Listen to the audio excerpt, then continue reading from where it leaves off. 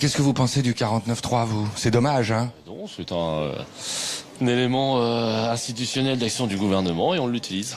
Oh là là, il a le discours tellement inverse de celui qu'il avait quand il n'était pas au gouvernement, c'est fascinant. 49.3, c'est évidemment une arme un peu nucléaire de la procédure parlementaire. Donc moi je suis un bon écologiste, je ne suis pas un fanatique de l'arme nucléaire, des armes tout court, et ce n'est pas notre tasse de thé. C'est dommage, hein? Non, c'est un élément institutionnel d'action du gouvernement et on l'utilise. Je vous le dis sur le fond très clairement, moi je suis opposé depuis toujours au 49.3, à son usage.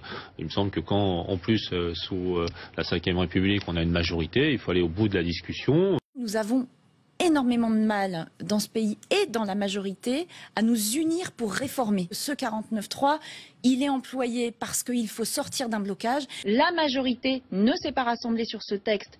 C'est une évidence, et donc ils le font passer par le 49.3. Nous, on trouve dommage, vraiment dommage, d'être obligé de passer en force sur un texte. Ce n'est pas une bonne méthode de travail. Il fallait en arriver là, c'est vraiment très dommage, mais au moins on avance. Comprenez que nous ne puissions pas applaudir l'artifice législatif qui coupe court à la nécessaire discussion au fond et jusqu'au bout, sans laquelle il n'y a pas de travail législatif sérieux. Le 49.3, c'est que le gouvernement décide quels amendements il intègre dans le texte. On n'a jamais raison tout seul, on a raison quand on est ensemble. Barbara Pompili, donc ex-parlementaire, mais secrétaire d'État à la biodiversité. Il a le discours tellement inverse de celui qu'il avait quand il n'était pas au gouvernement, c'est fascinant.